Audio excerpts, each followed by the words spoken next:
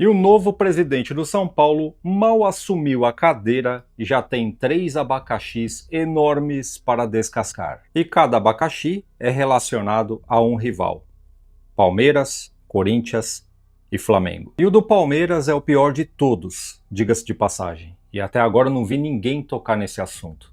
Olha o perigo. Mas como sempre, daqui não passará. E vou falar também sobre uma alfinetada que o Hernan Crespo tomou de uma jornalista que deixou muitos são paulinos contrariados. E eu não vou mentir, no começo eu fiquei revoltado com isso também, só que analisando bem, ela tem razão. E ela fez uma leve comparação com mais 2 treinadores, o Felipe Luiz e o Abel Ferreira. Eu vou colocar agora na tela para você ver, só que antes, por gentileza, me ajuda a fazer esse vídeo performar melhor aqui na plataforma, e é muito fácil.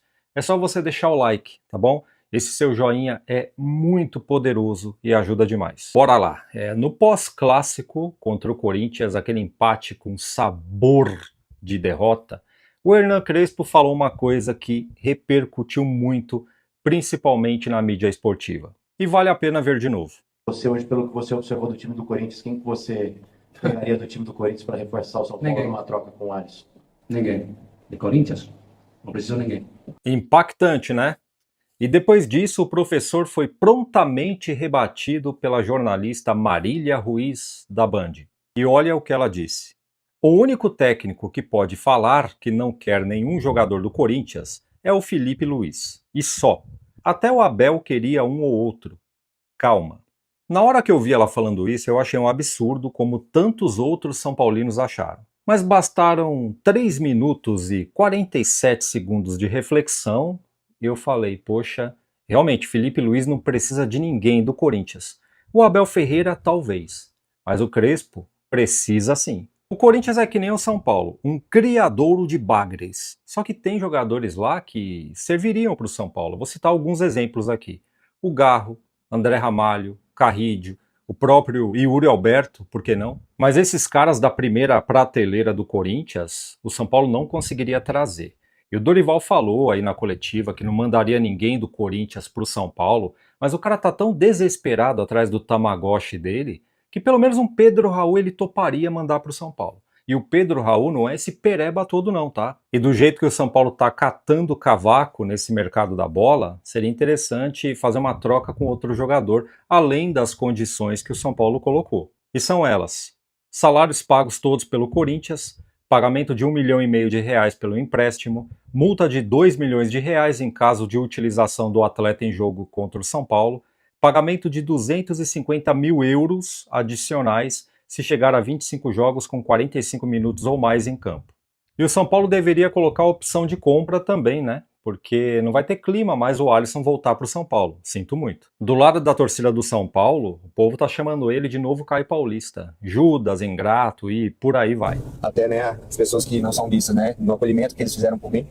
Então eu sou muito grato ao São Paulo. Hoje me vejo como torcedor são paulino, né, apesar de ter vivido a minha vida toda no Cruzeiro. É um clube que eu tenho carinho por ter sido formado lá, mas hoje não me vejo jogando, né, em outro clube aqui no Brasil.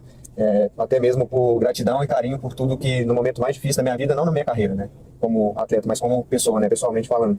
Foi um momento que eu tive, né, a questão da depressão ali, e o São Paulo foi, né, os profissionais aqui dentro, o clube em si foram espetacular comigo. Então, né, hoje eu me vejo como um torcedor são paulino, espero, né, quem sabe não poder, né, encerrar minha carreira aqui no São Paulo também, que não é logo também, vivendo um dia de cada vez, e eu sou muito grato ao São Paulo por tudo, as pessoas que fizeram tudo comigo. E se você tem dúvidas de como os corintianos estão enxergando essa negociação, eu vou dar uma palhinha para você. Roda aí. Quando você pega a história do Alisson, então desde quando ele fez base no Cruzeiro, aí passagem dele pelo Grêmio e tal, se você pegar a carreira do Alisson, é uma carreira de merda, medíocre, é uma carreira muito, se a gente for ser gentil, mais ou menos. É um ponta que não deu certo, que acabou virando meia. Você pega a análise geral de números e tal, o que ele consegue realmente oferecer. Chegaria para um elenco que tá em processo de formação, como um cara que é aquele famoso compor elenco, é o compor mal o elenco ainda. vida, porque nem pra bom reserva esse cara serve. E ainda mais nesse momento da carreira, 32 anos. Isso aí é uma afronta, é um desrespeito, é um pedido do Dorival que vale currículo pra demissão. Você colocar ali nos motivos para demitir o Dorival. Se você perguntar pra 10 em cada 10 São Paulinos, todos eles estão felizes com a saída do Alisson. Isso aí me deixa desesperado, cara. Não pode deixar o Corinthians efetuar essa negociação, que seja por empréstimo, por troca, por biribinha, por troca de bala fina, não importa. Esse cara não pode vir pro Corinthians, pô. É bizarro. Então esse é o primeiro abacaxi que o Juninho, o novo presidente do São Paulo, vai ter que descascar. E o segundo abacaxi é um pouco maior.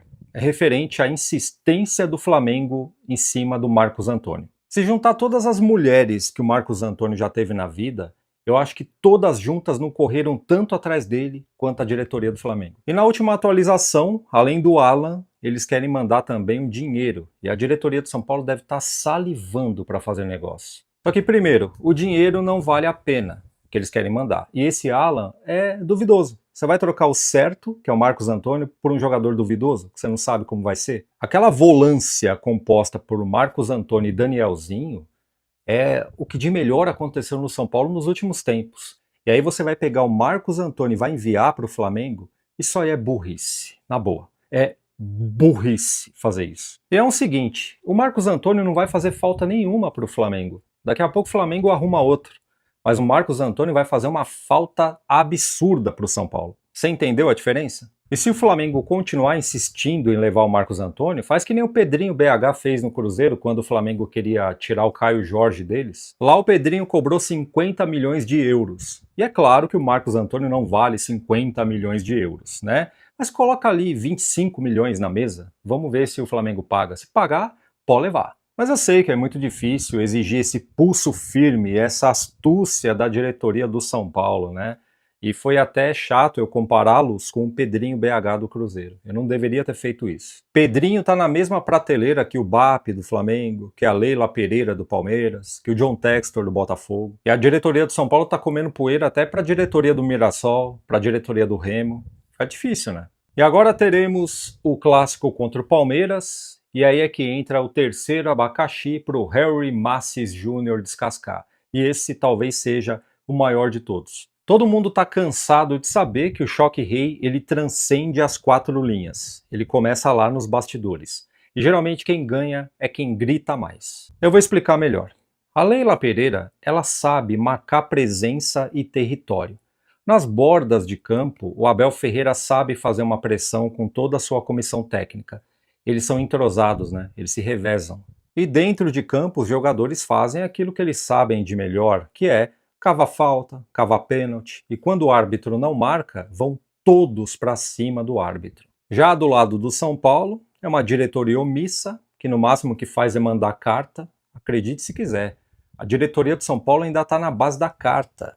Abandonaram o pombo correio há pouco tempo, agora estão usando os correios. Hoje, no nosso banco de reserva, tem o Hernan Crespo, que não aumenta um tom de voz. E dentro de campo tem os jogadores lá, que correm para não chegar, se arrastam dentro de campo, né? Quando são roubados, futebolisticamente falando, ficam quietos. E também quando falam, são expulsos. E a mesma coisa vale para o treinador. Lembra do Zubeldia? E é extremamente importante a gente recordar que a punição que o Ramon Abate Abel levou depois daquele escândalo no último Choque Rei veio muito por conta do Flamengo, né, do pessoal do Flamengo que se mobilizou contra aquela roubalheira futebolística que rolou. Porque se dependesse do São Paulo, aquele árbitro ia apitar mais uns 3, 4 jogos do Palmeiras até o final do campeonato tranquilamente. E como o próprio Abel Ferreira falou...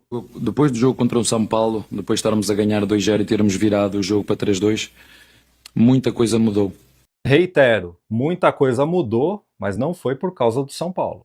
Eu vou reforçar uma coisa que eu sempre digo. O Palmeiras não compra arbitragem, mas o Palmeiras grita mais alto. Então cabe à diretoria do São Paulo, a comissão técnica e os jogadores principalmente gritarem tão alto quanto ou mais do que eles. Falando de bola, de jogo, de futebol, o São Paulo tem chances de ganhar. Porque o Palmeiras está bem pior do que o Palmeiras do ano passado, mas muito pior. É só você ver os jogos do Palmeiras até aqui. Os 3 primeiros o Palmeiras ganhou por 1-0, jogando mal. Tiveram mais sorte que juízo. Até que encontraram um time organizado, que é o Novo Horizontino, e tomaram um pau inacreditável. Chocou o Brasil isso daí. E nessa eles vão entrar contra o São Paulo daquele jeito, né? Vão entrar com aquela pressão da torcida.